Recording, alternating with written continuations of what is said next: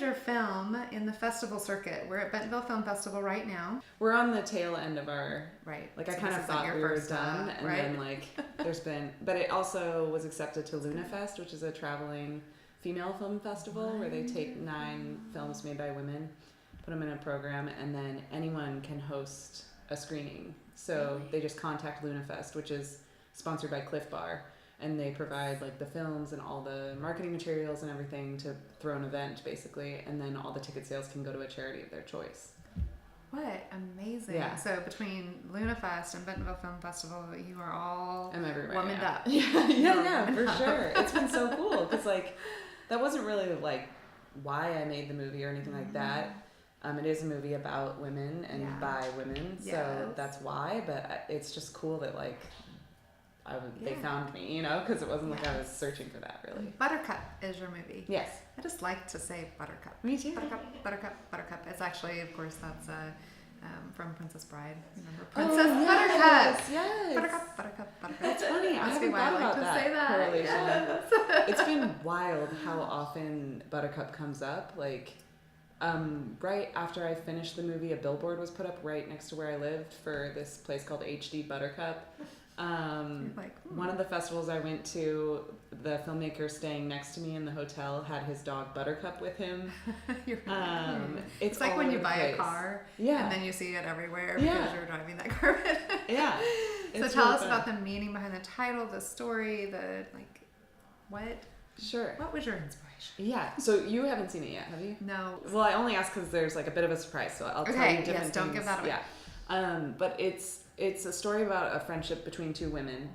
One of them has just returned to her mother's home in Idaho because her mother's passed away, and she's cleaning out her belongings.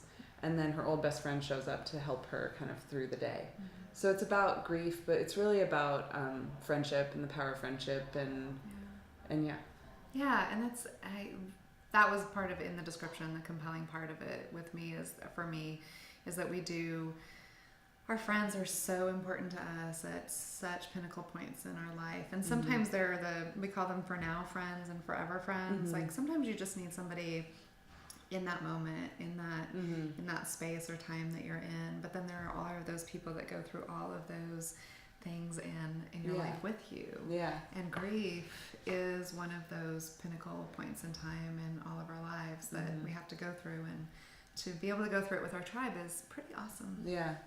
Yeah, one of the best or like most validating moments for me was someone who saw the film and then they emailed all of their old high school friends and just said, I just saw this movie and it really reminded me of all of you guys, and reconnected with their friends for that reason, because that's really what the movie's about. Yeah, and it does take work. It takes that work, and it takes that. So you're inspiring people to go do the work of building their tribe and getting it back together. Good. What can you tell us about the movie? So we shot in central Idaho on this beautiful farm and on a town that like you can barely find on a map. It's called Fenn. It's near Grangeville. Fenn. Which actually my brother got married there. That's how I found the location. His wife's family owned the house, and her mother grew up in the house, but it was like she rode her horse to school, like that kind of a and it still is. I mean, you could just drive through it and like not even know that it was a town. It's so beautiful though. So it was like walking around in a painting.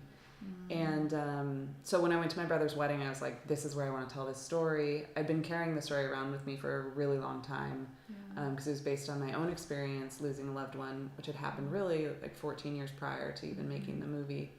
But I just knew like when I was there that was how it would come together. So I really wrote the script for that location. And then my boyfriend, the Gemini we were talking about.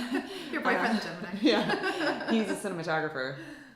And we had met like a year or 2 prior, and his work, he's really great working with natural light and landscapes and stuff. So I knew like our talents together would really flourish in that place. And so I wasn't planning on making another short film. I wanted to move on to a feature after my first, because I had already done a short comedy. But it was just such a personal story, and he was really excited about it. And so I was like, let's just do it. Do it. Yeah. And we didn't really have a budget. But I was like, well, the money will come. I just like had a weird faith about it.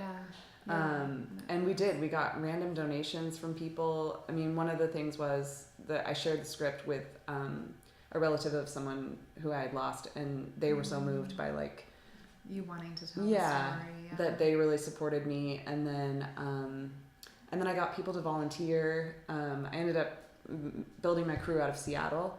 Because that's where I'm from originally, and I had people in LA that wanted to do it, but logistically getting them to Idaho was just like too expensive. So aside from my actress friend who also produced the movie with me, because she and I star in it together, basically. Okay. So she. Do you play yourself? Yeah. Good. Well, I mean, I play Maggie. You play, not me exactly, but you play your self character since it's based on you. Right. Got it. And so we flew up to Idaho. Well, actually, I went to Seattle to like meet the crew first, and then the crew drove from Seattle, and it was like movie summer camp. Like we all stayed in the house together. That's and so fun. Yeah, it was really, really a lot of fun. Yeah, I bet that in film, like the energy that you have kind of really translates, especially when it's a very personal story. You know, fiction, but based on reality and your own experiences. That translates and very much. I mean, that's a beautiful. My background is in women entrepreneurs. Oh, okay. Filmmakers are entrepreneurs. I mean, you're winging it, but you've got a vision and a passion, and it will carry you through. So, if you were to hope that maybe women specifically, but people in general, got what messages they got from this movie, what do you think that would be? The biggest message to me is that friendship and love exceeds our understanding. So when the people that we lose, you never really lose them. Like their spirit is still very much alive in you and in your memories of them.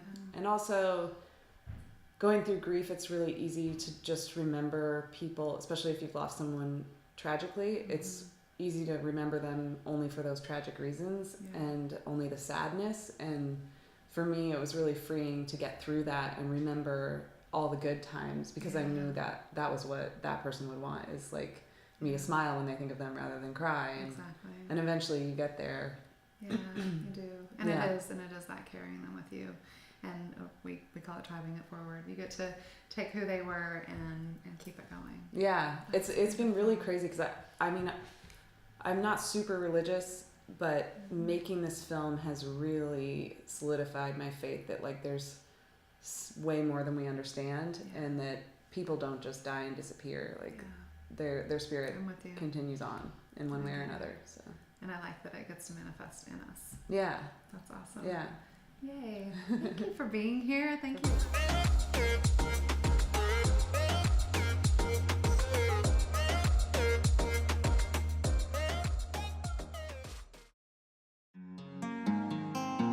Sometimes I need to unplug. Sometimes I've got to reboot.